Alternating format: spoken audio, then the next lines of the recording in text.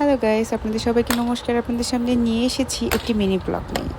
আজকে মিনি ব্লগটা থাকছে, আমি আজ ইসকনের বিয়েতে গিয়েছিলাম, তো সেটাই আপনাদের সামনে শেয়ার করব।